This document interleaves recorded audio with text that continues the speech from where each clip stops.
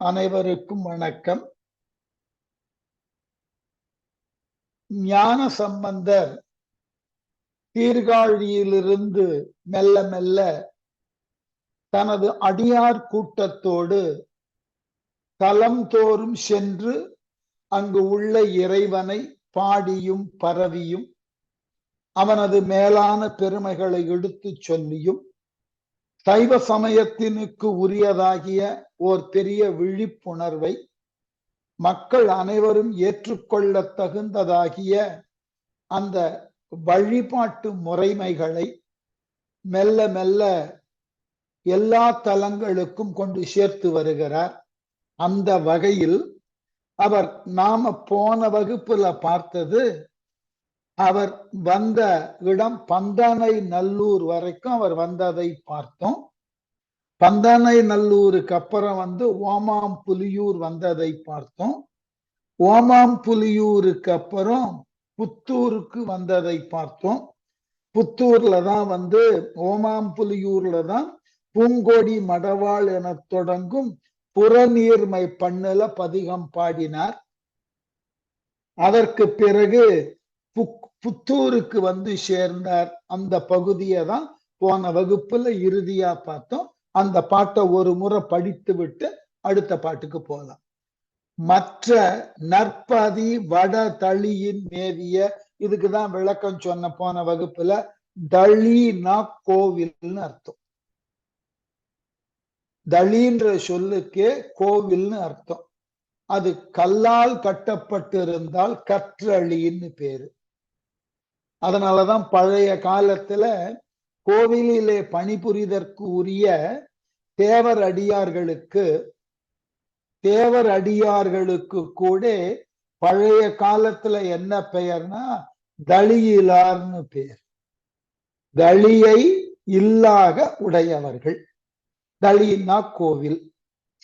அதனாலதான் அந்த தளி என்று சொல்லக்கூடிய கோவிலை சார்ந்து பணிபுரியக்கூடிய பெண்களுக்கு சோழர்கள் காலத்துல தளிச்சேரி பெண்டுகள்னு தான் பேரு.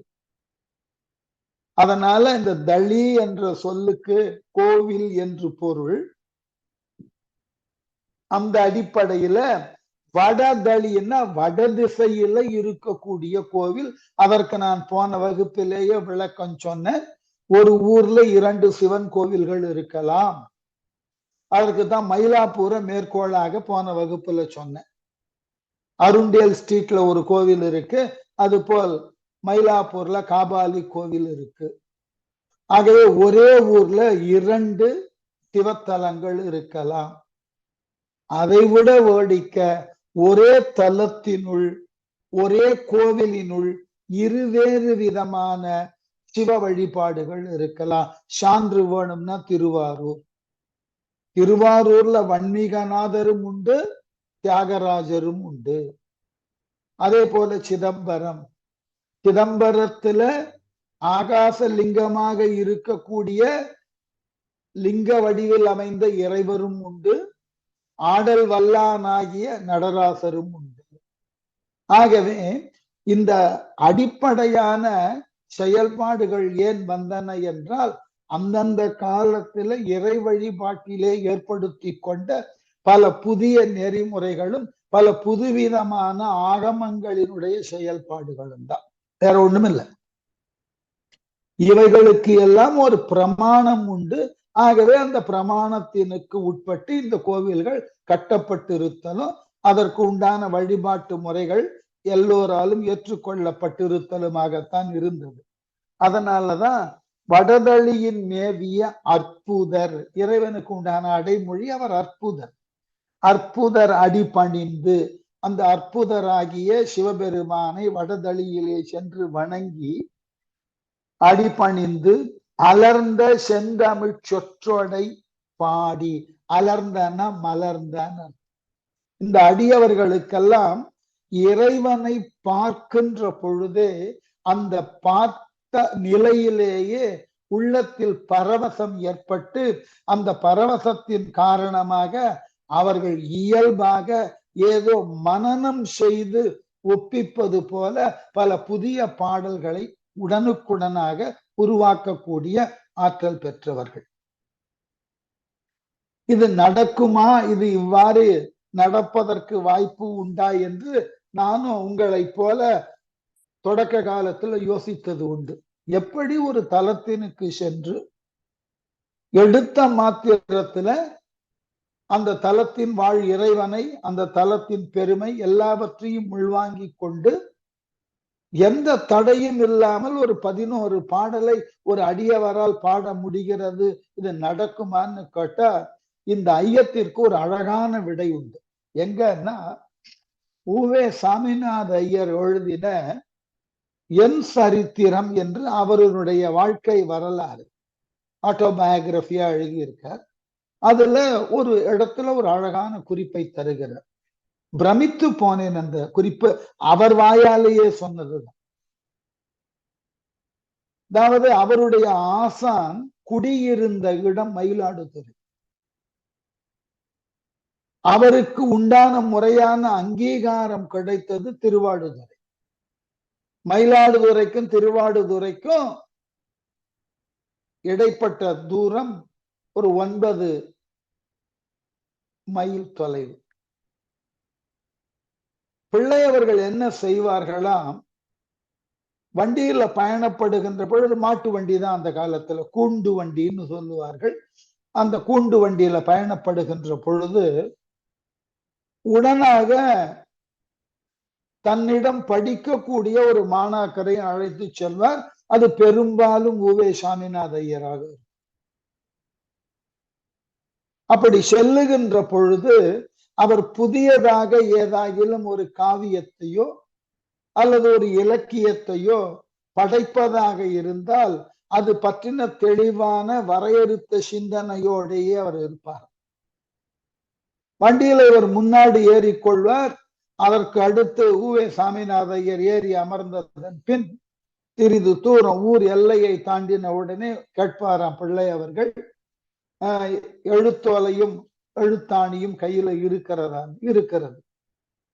தடையில்லாமல் பாடல்களை சொல்லிக் கொண்டே வருவார்.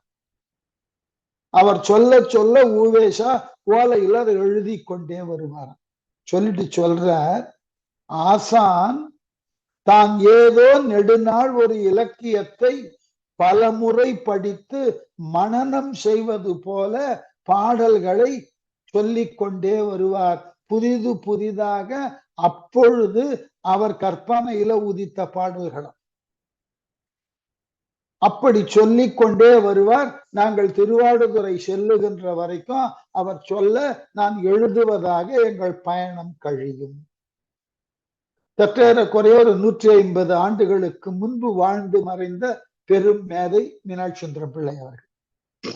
அவரால அப்படியே தொடர்ந்து பாடலை எழுத முடியக்கூடிய அளவினுக்கு புதிதாக யாப்பிலக்கணம் மாறாமல், பாடு பொருளினுடைய தன்மை கெடாமல், உரிய ஓசையோடும் அதற்கு இடையிடையே பெய்யப்படுவதற்குண்டான அணிநலன்கள், ஏனைய பிற தொடை அலங்காரங்கள் எல்லாவற்றினையும் ஒரு சேர பார்த்து சொல்லிக் கொண்டே வருதல் என்றால் மிக மிக கடினம்.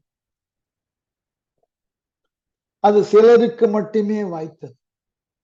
அதே போல நம்முடைய காலத்துல வாழ்ந்து மறைந்த கண்ணதாசன் அவர்கள் பாடலை எழுத தொடங்கினார் என்றால் பல்லவி அனுபல்லவியை தொடர்ந்து அவரால் ஒரு பாடலுக்கு எழுதப்படக்கூடிய சரணங்கள் கிட்டத்தட்ட 20-30 இருக்குமா. அதில் எந்த சரணம் அழகாக இருக்கிறது என்று தேடுவதே பெரும் பிரச்சனையாகி விடுமா. ஒவ்வொன்றும் ஒவ்வொரு விதத்துல அழகோட இருக்குமாம் சரணம். அதுல நாம எந்த அளவினுக்கு காட்சிப்படுத்துவதற்கு ஏற்றதற்கு உண்டான அளவில் துணையாக நிற்கக்கூடிய சரணங்களை எடுத்துக்கொண்டு அந்த பாடலை அவர்கள் காட்சிப்படுத்துவார்கள். அவ்வளவு சரணம் எழுதுவாராம் கண்ணதாசன் அவர்கள். ஏனென்றால் கவிதையில் இருக்கக்கூடிய ஈடுபாடு ஒன்று, நாம் என்ன கருத்தை சொல்ல போகிறோம் என்பதில் ஏற்படக்கூடிய தெளிவு, இவை இரண்டும் சேர்ந்து இருக்கின்ற பொழுது அவர்களுக்கு இறையருளோ குரு அருளோ மொழியினது அருளோ தொடர்ச்சியாக பிழையில்லாமல் பல சொற்கள் குழப்பம் இல்லாமல் அணிவகுத்து நிற்கின்றன. அதனால் அவர்களால் அப்படி கவிதை எழுத முடிகிறது. இதை நான் பலமுறை நினைத்து நினைத்து வருந்துவது உண்டு. இப்ப நீங்கள் ஒன்றும் வேண்டாம், எத்துணை பேருக்கு சென்னையில ஆவண காப்பகம்னு ஒண்ணு இருக்கு என்பது தெரியும். ஆர்கேவ்ஸ்ன்னு பேரு, எக்மோர்ல இருக்கு. சென்னை எழுமூருக்கு போனீங்கன்னா அந்த எழுமூர் அந்த நெடுவண்டி தொடர் நிலையத்திற்கு எதிர்பக்கத்துல பழைய ஆங்கிலேயர்கள் காலத்து கட்டிடம் ஒன்று பார்க்கலாம். அதற்கு ஆர்கேவ்ஸ் ஆங்கிலத்துல போட்டு இருக்கும், தமிழ்ல ஆவண காப்பகம்னு போட்டு. அதாவது ஆங்கிலேயர்கள் நம்மை ஆண்ட காலம் தொட்டு இல்ல அதற்கு முன்பு இருந்த காலத்தில் இருந்து ஆணைகளாக அரசோடு தொடர்புடைய பல்வேறு விதமான செய்திகள் அங்கு பாதுகாக்கப்பட்டு வருகின்றன. அந்த ஆவண காப்பகத்துக்கு போனீங்கன்னா பாரதியார் கைப்பட எழுதின கவிதைகளினது கைப்பிரதியை அங்க பார்க்கலாம். ஆச்சரியமான விஷயம். அதை சென்று பார்ப்பது ஒரு பெரிய பயிற்சி. அதை விட அழகு, பாரதியாரின் மீது ஈடுபாடு கொண்ட பல அன்பர்கள்ல ஒரு பெரும் அன்பர் விஸ்வநாதன் பேர். அவர் என்ன செய்தார், பாரதியின் கவிதைகளை முறைப்பட தொகுத்து அச்சிட்டு இருக்கிறார். அதுல சில கவிதைகளுக்கு இந்த ஆர்கேவ்ஸ்ல இருந்து எடுத்து வந்த பாரதி கைப்பட எழுதின கவிதைகளை பதிப்பித்திருக்கிறார். அப்படியே போட்டோஸ்டேட் எடுத்து அவர் அச்சின் மூலமாக வடித்த கவிதையும் பக்கத்துல இருக்கும். அதற்கு முன் பக்கத்துல பாரதி கைப்பட எழுதின அந்த கையெழுத்தை நகல் எடுத்து, அந்த கையினால் எழுதப்பட்ட கவிதையை நகல் எடுத்து போட்டிருப்பார். என்ன ஆச்சரியம்னா, பாரதி எழுதின கவிதையில ஒரு இடத்துல அடித்தல் திருத்தல் இருக்காது. நம்மெல்லாம் இளம் பிராயத்துல எல்லாம் சொல்லுவோம் இல்லையா, நமக்கெல்லாம் மனப்பாட செய்யுள்கள்னு தமிழ்ல கொடுத்திருப்பார்கள். தேர்வுல என்ன சொல்லுவார்கள், இந்த செய்யுளை அடி பிறழாமல் எழுதுகன்னு கேட்டிருப்பார். அந்த மூல செய்யுள் எப்படி இருக்கிறதோ அப்படியே எழுதப்பட வேண்டும். அதுபோல பாரதி தான் என்ன கற்பனை செய்திருந்தானோ அந்த கற்பனைக்கு ஏற்றாற் போன்ற பாவடிவம், அந்த பாவடிவத்திற்கு உண்டான ஓசை, அதற்கு உண்டான எதுகை மோனைகளில் அமைந்திருப்பதற்கு உண்டான சொற்கள், இவைகளெல்லாம் ஒரு நெறிப்படுத்தப்பட்ட நிலையில எழுதப்பட்டிருப்பதை பார்க்க. ஒரு இடத்துல கூட அடித்தல் திருத்தல் இருக்காது. ஏதோ பலகாலம் மனனம் செய்து அதை அடிபெறாமல் எழுதுவது போல அப்பொழுது தோன்றின கற்பனையில கொஞ்சம் கூட பிழை இல்லாமல், சொல் பிழையோ அமைப்பியல் பிழையோ எதுவுமே இல்லாமல் எழுத முடியாது. பார்க்கலாம், நீங்கள் அந்த ஆர்கேவ்ஸுக்கு போனீங்கன்னா அவ்வளவு அழகாக எப்படி ஒரு கவிஞனால் தான் சொல்ல வந்த கருத்தை அடித்தல் திருத்தல் ஒன்றும் வேண்டாம், நம்மை ஒரு கட்டுரை எழுத சொல்லி பாருங்கள். அந்த கட்டுரையில நம்மை பொறுத்த மட்டில் 3 அல்லது 4 முறை திருத்த வேண்டிய பிரச்சனை நமக்கே இருக்கும். நாம் என்ன சொல்ல வருகிறோம், அதை எவ்வாறு சொல்ல போகிறோம், எதற்கு பிறகு எந்த கருத்தை சொல்ல வேண்டும், இது போன்றதாகிய தெளிவுகள் இருக்காது. கட்டுரைக்கே நாம இந்த தடுமாற்றத்திற்கு உட்படுகிறோம். கவிதை அதுல ஒரு மிகப்பெரிய அடிப்படையானது ஓசை நயமும் கவிதையில அதற்கு துணை புரியக்கூடிய இந்த தொடை நயங்களாக இருக்கக்கூடிய எதுகை மோனை இயைபு இவைகள் தான். எப்படி இத்தகைய அழகோடு அந்த தகுந்த சொற்களோடு இவர்களால் பொருத்தமுறை கவிதை புனையப்பட முடிகிறதுன்னா 2 வழிதான். ஒன்று, முன்னோர்களினுடைய முழுமையுமான ஆசீர்வாதங்கள் இவர்களுக்கு கிடைத்திருக்கணும். 2, இப்பொழுது அவர்கள் வழிபடக்கூடிய இறைவனது அருளும், அந்த அருளுக்கு பாத்திரமான இவர்கள் அந்த அருளாளனை பாடுதனால் ஈடுபாடு கொண்டு பாட இறைவனே அருகிருந்து பிழையில்லாமல் அந்த பாடலை வழிநடத்தி இருக்க வேண்டும். இதுதான் அடிப்படை. ஆச்சரியமான விஷயம். இந்த வயது என்னன்னு யோசிச்சு பாருங்க. சம்பந்தருக்கு 8 வயது 7 வயது. இப்ப இந்த பகுதி படுக்கும் போதெல்லாம் 6 வயது. 6 வயதுல எவ்வளவு தெளிவான சொற்கள், அந்த சொற்களுக்கு ஏற்றாற்போல் எதுகை மோனை, எங்குமே தடையில்லாத இலக்கண பிழையில்லாத கவிதையின் ஓட்டம், அதில் சொல்ல வந்த செய்திகளை நிறைவாக அதே நேரத்தில் ஒரு நெருக்கடி இல்லாத தெளிவான முறையில விளக்கம். எப்படி சாத்தியம்னே புரியல. இது தளம்தோறும் செய்து கொண்டிருக்கக்கூடிய வேலை. ஒரு நாள்ல 2 தலத்துக்கும் போனதும் உண்டு, 3-4 தலங்களுக்கும் போனதும் உண்டு. அந்தந்த தலத்து இறைவனினது பெருமை, அந்த தலத்துல இருக்கக்கூடிய பன்னெடுங்காலமாக பின்பற்றப்பட்டு வரக்கூடிய பழக்கங்கள், அது வழக்கிலே ஏற்றுக்கொண்ட முறை, இவைகள் அனைத்தினையும் உள்ளடக்கி ஒருத்தன் கவிதை எழுதுகிறான் என்று சொன்னால் அதை நிர்ணயப்படுத்தி கொண்டு எழுதுகிறான். இந்தந்த பாட்டில இதைத்தான் சொல்லுவேன் என்று தெளிவுபடுத்தி கொள்ளுகிறான். அதற்கு ஏற்றாற்போல் அவனினது மனோவேகத்தினுக்கு ஏற்றாற்போல் அவனால் கவிதை சொல்ல முடிகிறது, கைகள் எழுத முடிகின்றன. எல்லாரும் கடவுள் மறுப்பாளர்களெல்லாம் கூட நான் கேள்வி கேட்பது இதுதான். உன் வாழ்நாள்ல உன்னால் ஒரு கவிதை எழுதப்பட வேண்டும் என்றால் நீ எத்தனை நாள் எடுத்துப்ப? இன்ன யாப்புல எழுதணும்னா இன்னும் பல காலம் எடுத்து, அதுல இன்ன ஓசையோடு எழுதப்பட வேண்டும். அந்த ஓசை ரொம்ப முக்கியம். இலக்கண ரீதியாக பலது பொருந்தி வந்துவிடும், ஓசை பொருந்தாது. பாட்டினுடைய இலக்கணத்துல பிழையே இருக்காது.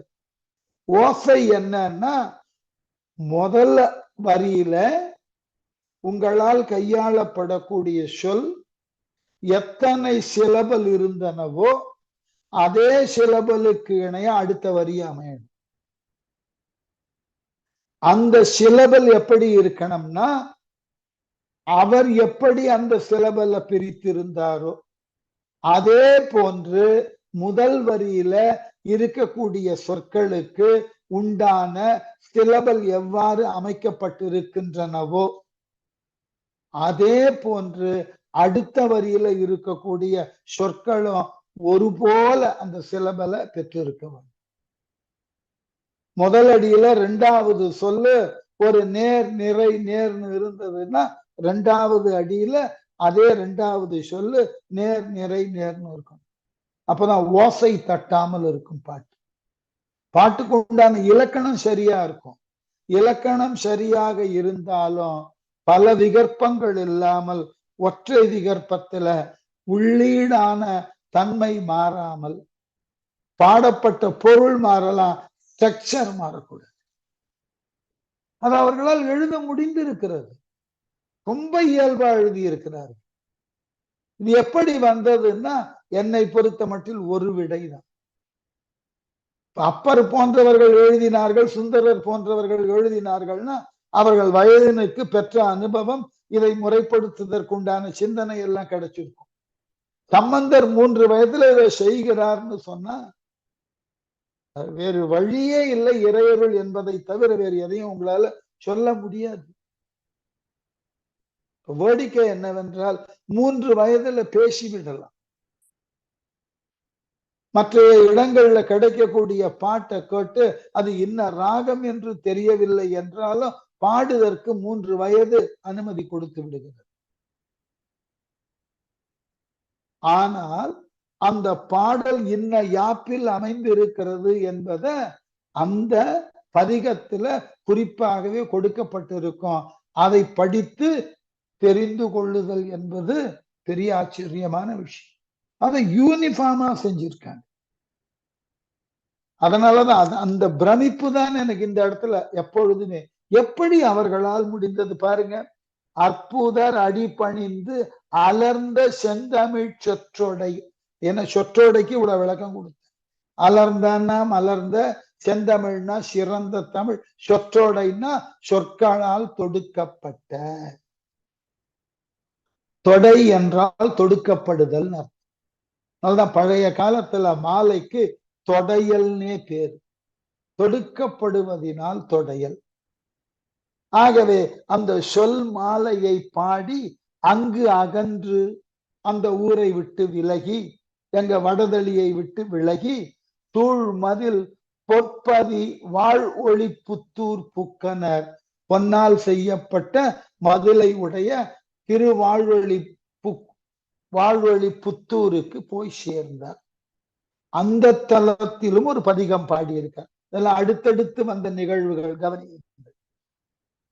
சீர்வளர் கோயிலை அணைந்து தேமலர் கார்வளர் கண்டர்த்தாள் பணிந்து காண்பவர் பார்ப்புகள் பதிகங்கள் பாடி நீடுவார் வார்ப்புகள் கடம்பையும் வணங்கி வாழ்ந்தனர். அடுத்தது கடம்பை என்ற ஒரு ஊர். இந்த அடுத்த 2 ஊரை சொல்லிட்டு விளக்கம் ஏன் இவ்வளவு ஈடுபாட்டோடு இதை பேச வேண்டி இருக்கிறதுன்னு சொல்லிடுறேன். சீர்வளர் கோயிலை, சிறப்பு மிக்க கூடிய அந்த கோவில். எந்த கோவில்னா புத்தூர்ல இருக்கக்கூடிய கோவில் வாழ்வொளி புத்தூர். இந்த வாழ்வொளி புத்தூர்னா வாழ்வொளி புத்தூர்னு கொழின்னு மாத்திட்டாங்க மரபுல. அந்த ஊரை அணைந்துன்னா சென்று சேர்ந்து தேமலர் கார்வளர் கண்டர்.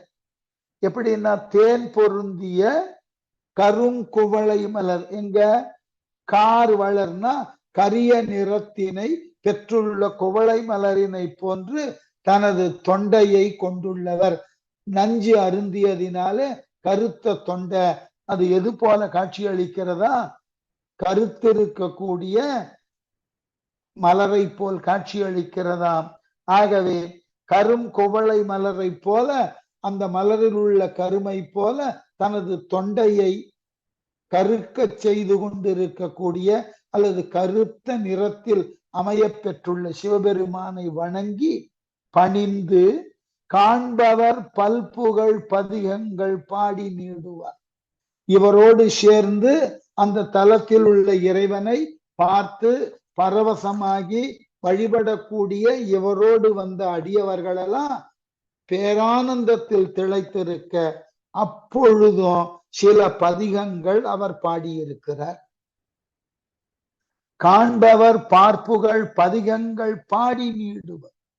அவருடன் வந்தவர்களும் ஏனைய அந்த தலத்தில் உள்ளவர்களும் புகழக்கூடிய அளவுல அந்த கோவிலின் கண் உள்ள இறைவனை புகழ்ந்து பதிகத்தில பாடினார்.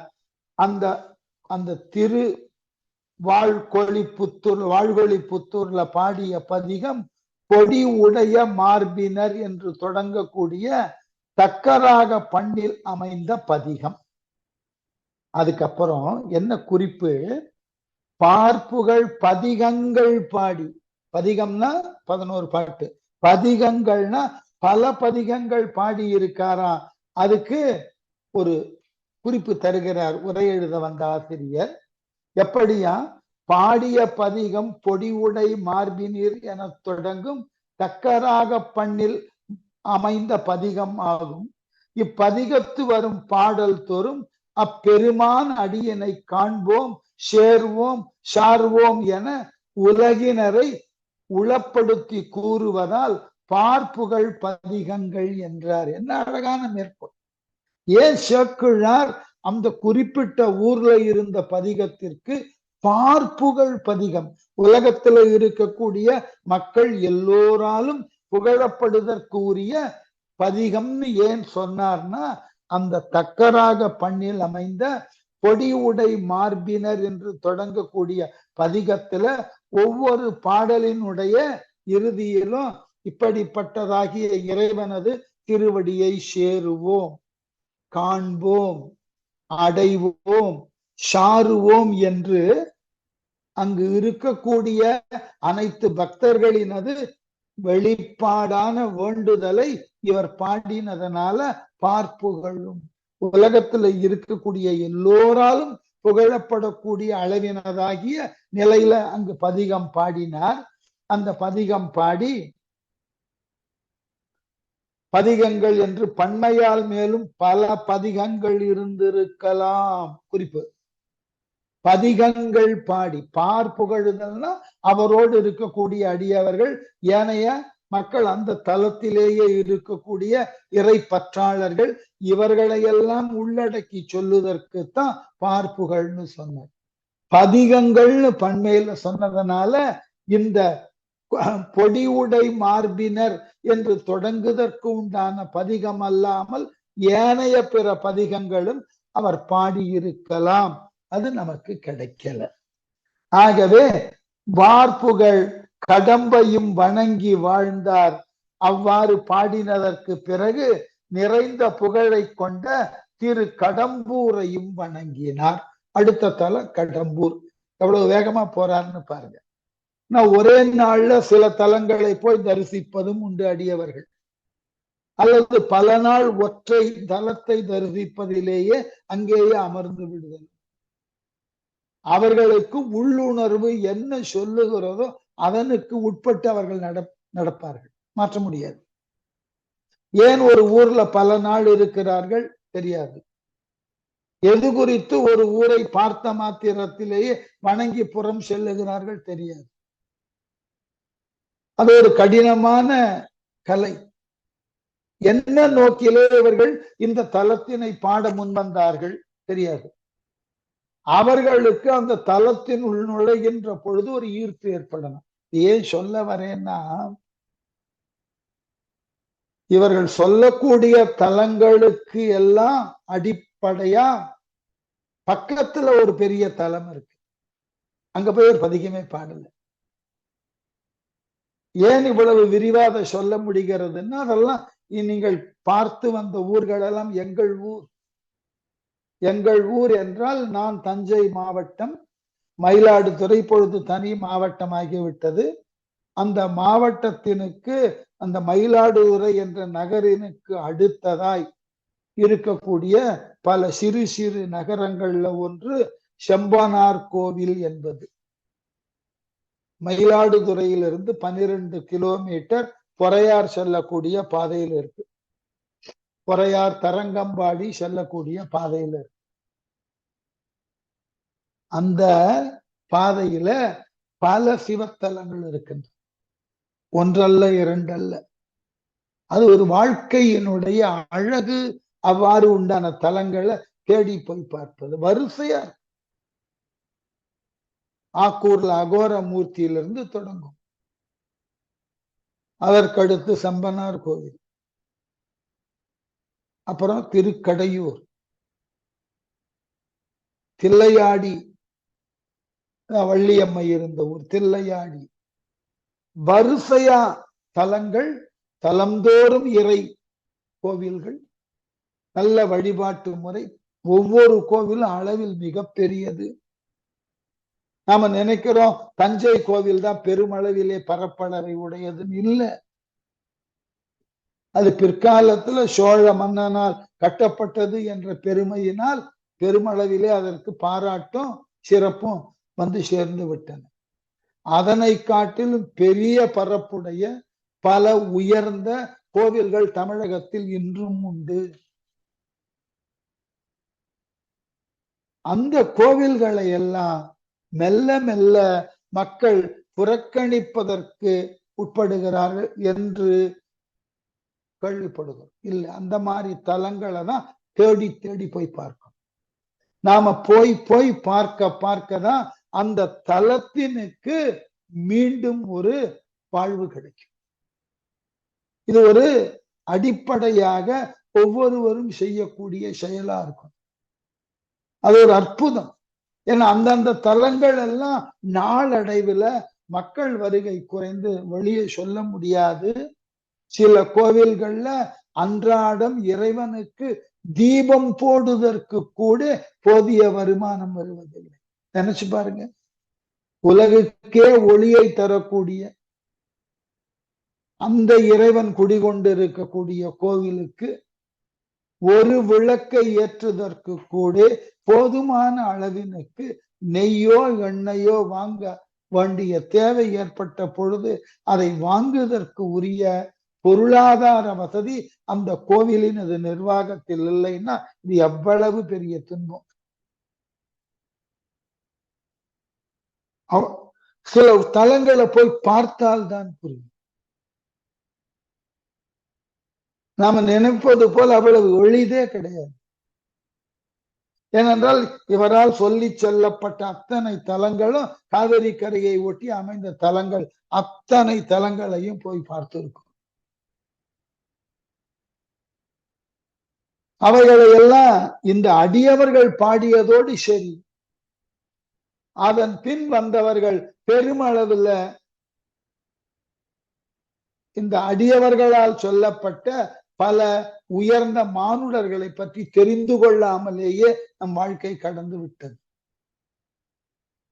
அது ஒரு பெரிய, என்னை கேட்டால் பழமையை தெரிந்து கொள்ளுதல் என்பது உங்களினுடைய வரலாற்றுல நீங்கள் எக்காலத்தும் கொலை செய்யாமல் இருப்பதற்கு உதவுவதுதான்.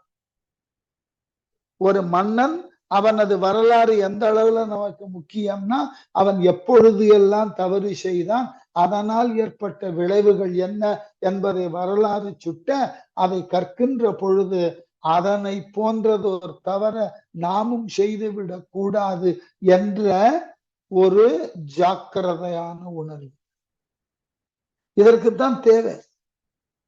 நான் பல முறை சொல்லுவது உண்டு, ஒரு மொழியை கற்க தலைப்பட்டு விட்டோம்னா அந்த மொழிக்குன்னு ஒரு தொன்மம் இருக்கு. தொன்மம்னா மித்து. அந்த மொழி என்று தொடங்கியது, அந்த தொடங்கிய காலத்திலிருந்து இறை வழிபாட்டினுக்கு உரியதாகிய செயல்பாடுகள் என்னென்ன என்பதை அவைகள் சொல்லுகின்றன. அதெல்லாம் தான் ஆச்சரியம். நீங்கள் பின்பற்றுகிறீர்கள், பின்பற்றவில்லை, அதெல்லாம் காலத்துக்கு தெரியாது. காலமானது சுழற்சிக்கு உட்பட அந்த காலத்தின் வெளிப்பாடு ஒவ்வொரு விதமான பருவங்களுக்கு உரிய வாழ்வியல் முறை தோன்ற, அதன் அடிப்படையில வாழக்கூடிய மக்களின் வாழ்வியல் முறையை இவைகள் தான் கற்றுத்தருகின்றன. இதற்கு அந்த புனைவுகள் தேவை, அதற்கு அந்த அடிப்படையான வாழ்த்து முறைகள் தேவை. இதை நம்ம புரிந்து கொள்ளுவதே இல்லை. அதனாலதான் அந்த கோவிலுக்கு சென்று வழிபாடு செய்தார்னு சொல்லும் போது ஏன் இதற்கு முக்கியத்துவம் கொடுக்கிறேன்னா, அடுத்த பாட்டுல ஒரு விளக்கத்தை சொல்லுகிறார். அந்த சொல்லுதல் ஒரு தெளிவு தருகிறது, அதே நேரத்துல மற்றொரு வினாவை உங்கள் முன் வைப்பதற்கு இடமும் கொடுக்கிறது. பார்ப்புகள் பதிகங்கள் பாடி நீடுவர், அந்த ஊரை விட்டு விலகினார். விலகி வார்ப்புகள் கடம்பையும் வணங்கி வாழ்ந்தனர்.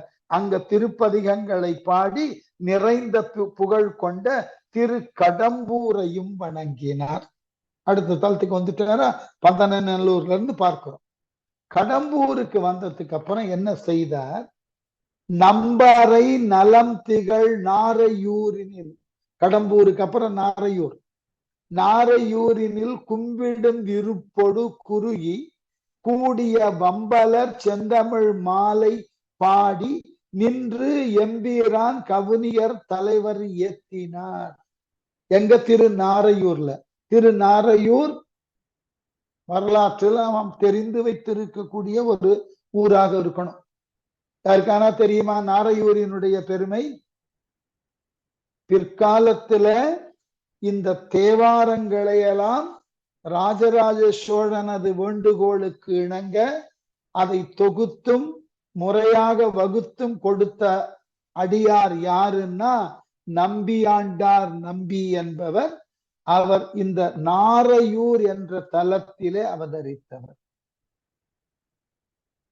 எவ்வளவு பெரிய சிறப்பு தெரியுமா? இந்த நாரையூர்ல நம்பியாண்டார் நம்பியை பற்றி குறிப்பை சொல்லிடணும். ஒரு சாதாரண அந்தன குலத்தில் பிறந்தவர் தான். பெரிய அளவில் பிறந்த காலம் தொட்டு அவர் குழந்தையாக 7-8 வயது வரைக்கும், அந்த காலம் வரைக்கும் அவர் எல்லோராலும் பாராட்டப்படக்கூடிய நிலையில இளமை காலம் இல்லை. ரொம்ப ஆங்கிலத்துல சொல்றதாக இருந்தால் ஒரு பிலோ ஆவரேஜ் ஸ்டூடெண்ட். அதனால பெற்றோர்களுக்கு இவர் பேர்ல வருத்தம், கவலை. இந்த குழந்தை இவ்வாறு எல்லாவற்றிலும் தெளிவில்லாமல் இருக்கிறதே, நாளை இந்த குழந்தை ஆளாகி எவ்வாறு எல்லாம் வாழப்போகிறதோன்னு கவலை. ஒரு நாள் என்ன செய்தார் தந்தையார், நம்பியாண்டார் நம்பியினுடைய தந்தையார், உடல்நிலை சரியில்லை என்பதனால இறைவனுக்கு படைக்கப்பட்ட உணவை மகன்கிட்ட கொடுத்து, இதை நீ எடுத்து சென்று கோவில்ல இறைவனுக்கு நெய்வேதனம் செய்து, உடனே நெய்வேதனம்னா என்னன்னு கேட்கிறார். இறைவனை சாப்பிட சொல் என்று சொல்லி, பிறகு அதை வெளியே காத்துள்ள மற்றவர்களுக்கு கொடுத்து விட்டுவான்னு அனுப்புகிறார். இவர் அந்த கோவிலினுள் நுழைந்தார், மற்றைய வழிபாட்டு முறைகளை எல்லாம் செய்தார்.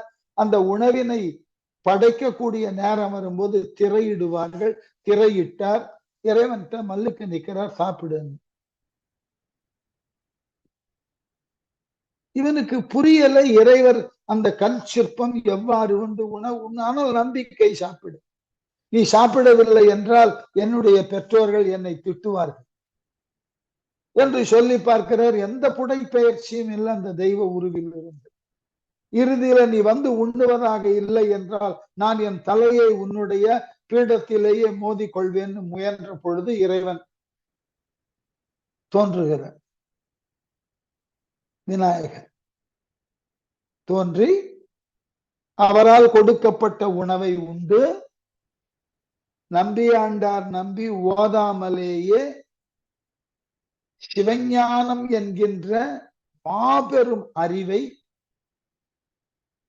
விநாயகர் மூலமாக பெற்று விடுகிறார்.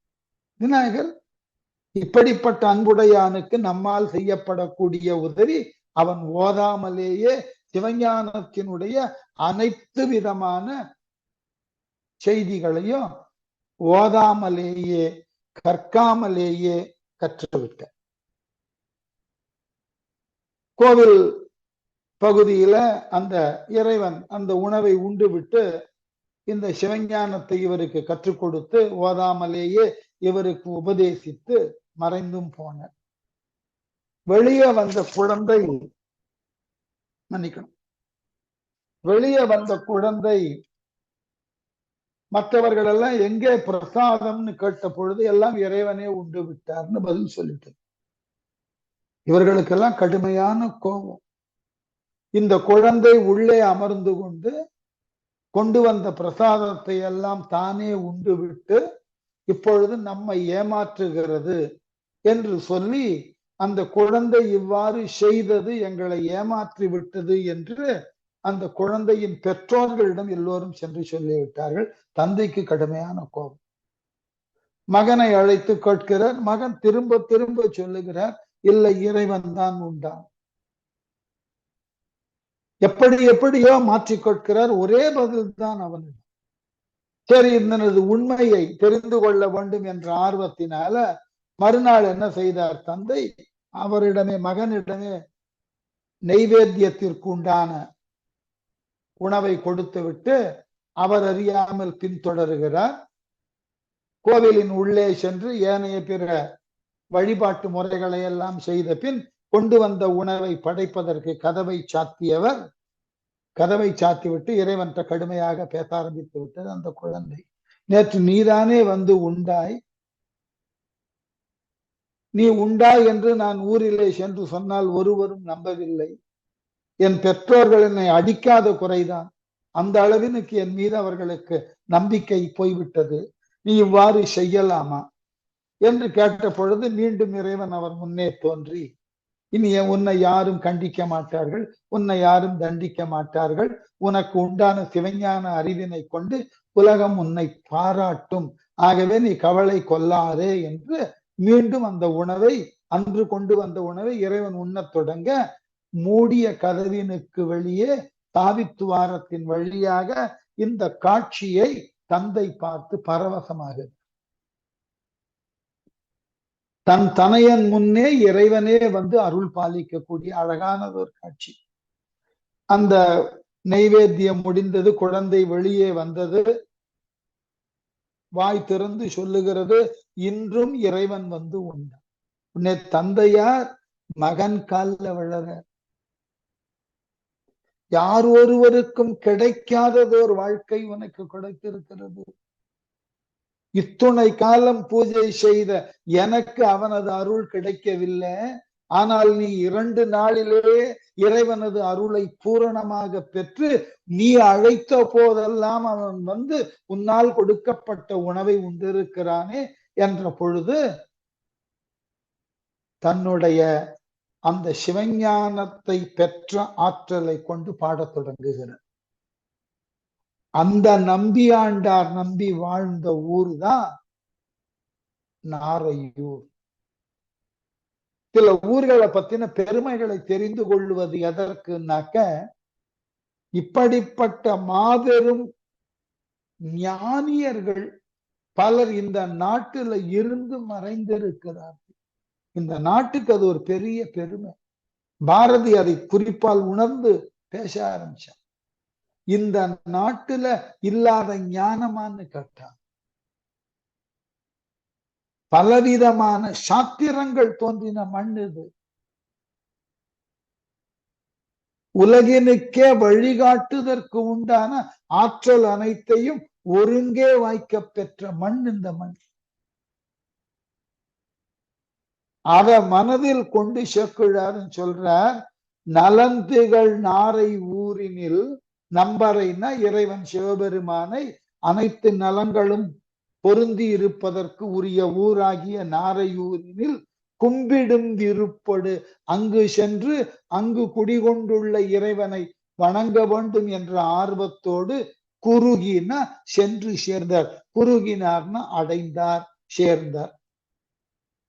கூடிய வம்பலர் செந்தமிழ் மாலை பாடி, அந்த இடத்துக்கு போன உடனே இவருள் தோன்றின நிறைய மலரிலிருந்து மனம் புறப்படுவது போல வம்பு அலர்ப்பு. வம்புனா புதுசுன்னு அர்த்தம், வம்பே புதுமை இலக்கணம்.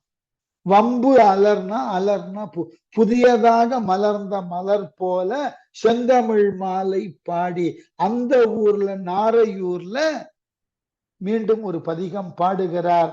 அந்த பதிகம் தான் அந்த நாரையூர்ல பாடின பதிகம். அந்த அதாவது அந்த ஊர்ல பாடக்கூடியது காம்பினை வென்ற என்ற பழம் பஞ்சுரத்தில் அமைந்த ஓர் பதிகம். கடலிடை வெங்கடு என்று தொடங்கக்கூடிய அதுவும் பழம் பஞ்சுரத்தில் அமைந்த பதிகம். ஆகவே அதனோடு உரையினில் வந்த பாவம் என்று தொடங்கக்கூடிய பியந்தை காந்தார பண்ணில் அமைந்த பதிகத்தையும் அருளியதாக கொள்ள வேண்டும்னு உரையாசிரியர்கள் கருதுகிறார். இந்த 3 பதிகங்களையும் பாடியிருக்கிறார். வம்பலர் செந்தமிழ் மாலை பாடி நின்று எம்பீரான் கவுனியர் தலைவர் ஏத்தினார். கவுனியர்களினது தலைவனாக இருக்கக்கூடிய கவுனிய குல தோன்றலாகிய ஞான சம்பந்தர் இவ்வாறு நாரையூரிலே பதிகங்களை பாடி மகிழ்ந்தார். அதுக்கப்புறம் அப்பதி பணிந்து அருந்தமிழ் புனைந்து தம் மெய்ப்படு விருப்பொடு மேவு நாள் அரண் பொற்பதி பலவும் முன்பணிந்து போந்தனர் பைப்பணி அவர் கருப்பரியலூரினில். அப்பதி பணிந்து, அந்த நாரையூரை பணிந்து வணங்கி பதிகங்கள் பாடி தமிழ் புனைந்து, தமிழ் பாடல்கள் பாடி, புனைந்துன்னா அந்த இடத்தினுக்கு ஏற்றாற்போல் பதிகங்களை உருவாக்கி, மெய்ப்படு விருப்பொடு மேவு நாள், உண்மையான விருப்பத்தோடு தங்கி இருந்த அந்த நாளில், நாரையூர்ல தங்கி இருந்த நாளில், அரண் பொற்பதி பலவும் முன்பணிந்து, பலவாகிய சிவன் கோவில்களுக்கு எல்லாம், அரண்னா சிவன், பலவாகிய சிவன் கோவில்களுக்கு எல்லாம் சென்று பணிந்து போந்தனர். போனர். பொற்பதி பலவும் முன் பணிந்து, அந்த நாரையூரை சார்ந்து இருக்கக்கூடிய மற்றைய தலங்களுக்கு எல்லாம் சென்று சேர்ந்து பணிந்து போந்தனர். பைப்பணி, பைப்பணினாக நச்சு பையினை உடைய, பணின பாம்பு, நச்சு பையினை உடைய பாம்பினை அணிந்தவராகிய சிவபெருமான் குடிகொண்டிருக்கக்கூடிய கருப்பரியலூருக்கு சென்றார். கருப்பரியலூரினில் இல்லைன்னா அசை அந்த இடத்துல போய் சேர்ந்தார். இந்த பரியலூர் என்பது எங்க இருக்குன்னாக்க, மயிலாடுதுறைக்கு அடுத்து, நான் சொல்லுவேன் அடிக்கடி எங்களுடைய ஊர் என்று, தம்பனார் கோவில்னு. தம்பனார் கோவிலுக்கு பக்கத்துல மேலக்கட்டளைன்னு ஒரு கிராமம் இருக்கு. அதை தாண்டி போனீர்கள் என்றால் இந்த பரியலூரை பார்க்கலாம். அழகான கோவில், நல்ல இன்னமும் இயற்கை சூழலோடு அமைய பெற்றிருக்கக்கூடிய கோவில். பரியலூருக்கு மற்றொரு சிறப்பு உண்டு. என்னன்னா, இறைவனது அட்ட வீரட்டத்துல அது ஒரு தலம். வீரட்டம்னா என்னன்னு தெரியும்னு நினைக்கிறேன். இறைவன் சம்ஹார மூர்த்தியாக இருந்து 8 ஊர்களில் அரக்கர்களை அல்லது அசுரர்களை அழித்த இடம். ஆனால் அவருக்கு பேரு இந்த அட்டம்னா 8ன்னு அர்த்தம். வீரட்டம்னா வீறு கொண்டு எழுந்து, அடுதல் என்றால் அழித்த. இதுல பரியலூர்ல பிரம்மனினுடைய தலையை பறித்த இடம். ஆகவே பரியலூர். அட்ட வீரட்டத்துக்கு 4 அந்த 8 தலங்களில் யார் யாரையெல்லாம் இறைவன் வெற்றி கொண்டான் என்பதற்கு ஒரு பாட்டே இருக்கு. அதனால அந்த பரியலூர் அவ்வளவு விசேஷம். இன்னமும் அந்த கோவில் நல்ல ஆகம முறைப்படி செழிப்பாக செயல்பட்டு கொண்டிருக்கிறது. போய் பார்க்கணும் அந்த மாதிரி கோவில்களை எல்லாம். ஏனென்றால் வெறும் வழிபாடு இதெல்லாம் கூட எனக்கு, நான் அடிப்படையிலேயே சொல்ல விரும்புவது, அந்தந்த தலங்களுக்கு சென்று வழிபடுதல் என்பதெல்லாம் பின்னர், அதெல்லாம் அடுத்து பேசக்கூடிய விஷயங்கள்.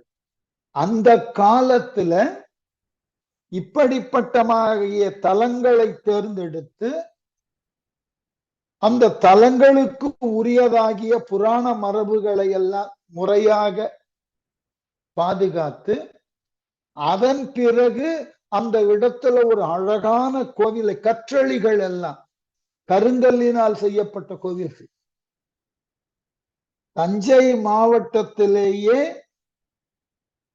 கருங்கல் என்பது கிடைக்காத விஷயம்.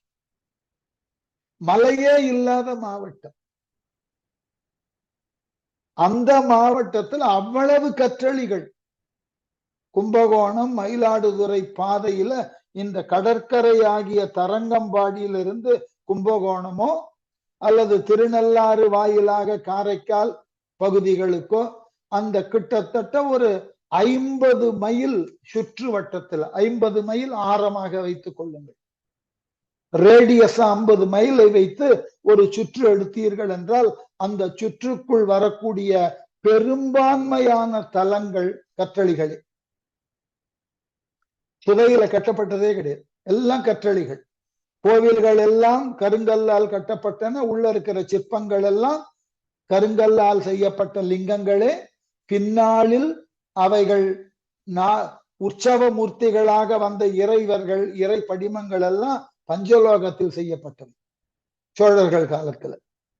அப்படிப்பட்ட பராமரிப்போடு ஒரு அழகான முறைமையோடு கட்டப்பட்ட கோவில்கள். ஆச்சரியமான விஷயம். நாம இன்று பல புதிய வானளாவி வளர்ந்திருக்கக்கூடிய கட்டடங்களை எல்லாம் பார்த்து ஆச்சரியப்படுகிறோம், அதிசயப்படுகிறோம். இல்லை, அதுக்கெல்லாம் முன்னாடியே இவர்கள் எல்லாம் இப்படிப்பட்ட அழகானதாகிய கோவில்களை கட்டியிருக்கிறார்கள் அல்லவா? அது மேலும் ஆச்சரியத்திற்கு உரிய ஒன்று. ஆகவேதான் அந்த கோவிலுக்கு சென்று பரியலூர் போயிட்டு பரமர்த்தம் திருக்கருப்பரியலூரினை சிறப்புற சிறுவர் கை தொழுது செந்தமிழ் உரையிசை பாடி அம்மருங்கினுள்ளவாம் சுரர் தொழும் பதிகளும் தொழுது பாடினார். அந்த ஊர்ல போய் இறைவனை பாடியதோடு எப்படி பரமர் தம் திருக்கருப்பரியலூரினை, அந்த சிவபெருமான் திருக்கருப்பரியலூரினை வணங்கி சிவபெருமான் குடிகொண்டுள்ள அங்கதான் சுற்றமோடு பற்றவை என்று சொல்லக்கூடிய இந்தள பண்ணில் அமைந்த பதிகத்தை பாடிட்டு பரியலூரினை சிறபுற சிறுவர், சிறபுரம் என்பது சீர்காழி, சிறபுற சிறுவன்னா சீர்காழியை சார்ந்த ஞான சம்பந்தர் கை தொழுது அந்த பரியலூரில் உள்ள இறைவனை தொழுது வணங்கி செந்தமிழ் உரையிசை பாடி சிறந்த தமிழினாலே அழகான இசையோடு பொருந்தி வரக்கூடிய பதிகத்தை பாடி அம்மருங்கில் உள்ளனவா, அந்த பரியலூரை சுற்றி உள்ள ஏனைய பிற சிவத்தலங்களுக்கும் சுரர் தொழும் பதிகளும், சுரர்னா தேவர்கள், அந்த தேவர்களால் தொழப்படக்கூடிய பல தலங்களுக்கும் சென்றார்ந்து செக்குழார் எழுதிட்டார். உரையாசிரியர் குறிப்பு எழுதுகிறார், சுரர் தொழும் பதிகள் தேவர்களும் தொழக்கூடிய பிற பதிகள்னு சொன்னதனால திரு புன்கூரும் திரு புள்ளிருக்கு வேலூரும்னு குறிப்பு கொடுக்கிறார். திரு புன்கூர் ஞாபகம் இருக்கணும், திருநாளைப்போவாருக்காக நந்தி விலகிய தலம். திருநாளை போவார் என்கின்ற நந்தனார் திருப்புன்கூர்ல வீதியில நின்று இறைவனை வழிபட எண்ண நந்தி மறைத்திருக்க இறைவனை வேண்ட இறைவனே நந்தியை சற்றே விலகி இரும் பிள்ளாய்ன்னு சொன்னார். ஆகவே தேவர்கள் அதை வணங்கின தலம். அடுத்தது புள்ளிருக்கு வேலூர். ஒண்ணு இல்ல, புள்ளிருக்கு வேலூர்னா இப்போதைக்கு அது புரியாத ஊரா இருக்கும். ஆனா அதனுடைய இன்றைய நடைமுறை பெயர் வைத்தீஸ்வரன் கோவில். அங்கு பறவைகளினது ஒலி ரிக்வேதத்தை சொல்லுவது போல இருக்குமா. புள்ளிருக்கு வேலூர்னு சொல்லக்கூடிய வைத்தீஸ்வரன் கோவில் பல விதத்துல சிறப்புடைய தலம். நவகிரகத்துல அங்காரகனுக்கு உரிய தலம் ஒன்று. இரண்டாவது, இறைவனே அங்கு மருத்துவனாக வந்த தலம் அது. ஆகவே வைத்தியநாத சுவாமி என்று பெயர் அவருக்கு. அதோடு மட்டுமில்லாமல் தேவலோகத்துல இருந்த மருத்துவனான தன்வந்திரி அங்குதான் சமாதி கொண்டிருக்கிற. 3. 4வது, அங்கு இருக்கக்கூடிய முருகன் பல அருளை தர வல்லவன், முத்துக்குமார சுவாமின்னு பேரு. வைத்தீஸ்வரன் கோவிலுக்கு இந்த சிறப்பெல்லாம் போயிற்று. வைத்தீஸ்வரன் கோவில்ல அபிடேகம் செய்கின்ற பொழுது திருநீற்றோடு மருந்து உருண்டைகளும் கிடைக்கும். அதை உண்டால் பல நோய்கள் வாராது என்பது நம்பிக்கை. அதெல்லாம் போய் என்ன ஆயிற்று, இப்ப வைத்தீஸ்வரன் கோவில்னா நாடி ஜோதிடம் பார்ப்பதற்கு உண்டானதோர் மையம்னு எல்லாருக்கும் தெளிவா தெரியக்கூடிய இடம் ஆயிற்று. அவ்வளவு நாடிகள் அங்க கிடைக்கிறது. அதனால வைத்தீஸ்வரன் கோவில் தொன்று தொட்டு புகழுக்கு உரியதோர் தலம் அது. ஆகவே சுரர் தொழும் பதிகளும் தொழுது பாடினார்னா இந்த தலங்களுக்கும் அவர் சென்று இருக்க வேண்டும். இதை விட வேடிக்கை, பரியலூருக்கு அருகில இருக்கக்கூடிய மற்றொரு பள்ளி செம்பன்சை பள்ளின்னு பிறதான் செம்பனார் கோவில். அதை பத்தின குறிப்பே இல்லை. எப்படி இவர்கள் எல்லாம் இதை விளக்கினார்கள்னே புரியல. இந்த அடியவர்கள் மனதுல திடீரென்று ஒரு தலத்தை ஒதுக்கி விட்டே சொல்லுவார்கள். காரணம் எல்லாம் சொல்ல முடியாது.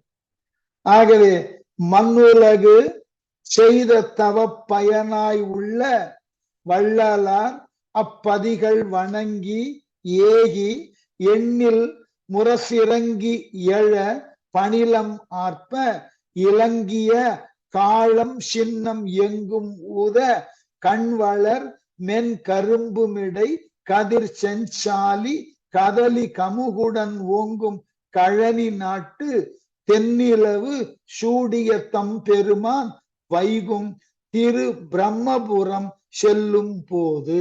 திருப்பி தன் ஊருக்கே போற. பிரம்மபுரம் சீர்காழி. எப்படி? மண்ணுலகு செய்த தவ பயன், இந்த உலகம் செய்த தவத்தின் பயனாக அவதரித்தவர் ஞான சம்பந்தர். வள்ளலார். ஏனென்றால் சைவம் என்று சொல்லக்கூடிய மதத்தினுக்கு சிவம் பற்றின பக்திக்கு உரியதாகிய பல பதிகங்களை எல்லோரும் கேட்டு பின்பற்றுவதற்காக வழங்கி கொண்டே சென்றவர் வள்ளலார். வள்ளலார் இவர் யாரு? சம்பந்தர். வள்ளலை போலே தான் உணர்ந்த சிவத்தை பிறர் உணரக்கூடிய அளவுல பலவாகிய பதிகங்களை பாடி எல்லோருக்கும் கொடுத்து உதவினார்.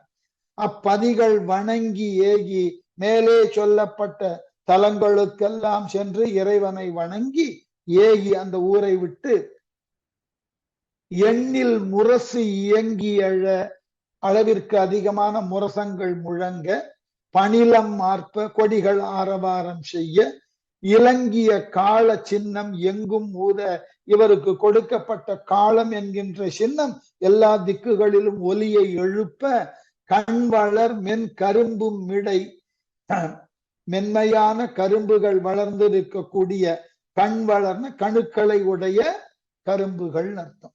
கண் வளர் மென் கரும்பு மிடைனா அதிகமாக வளர்ந்து செழித்து ஒன்றோடு ஒன்று பின்னி பிணைந்து இருக்கக்கூடியதாகிய வளமா மிடை.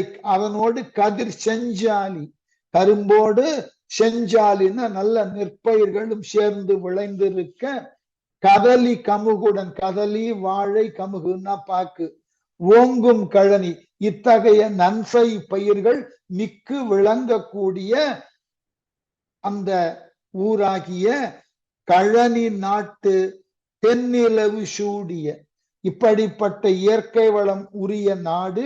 அந்த நாட்டுல அழகான நிலவை தலையிலே சூடிய பெருமான் சிவபெருமான் வைகும் தங்கி உள்ள தலமாகிய திரு பிரம்மபுரம் சார செல்லும் போது மீண்டும் தன்னுடைய ஊராகிய பிரம்மபுரத்தினை சென்று பார்க்க வேண்டும் திரும்புகிறார். இத்தனை தலங்களையும் பார்த்துவிட்டு அங்கு இறைவனை பரவி பதிகம் பாடி மீண்டும் தன் ஊருக்கு செல்லுகிறார்.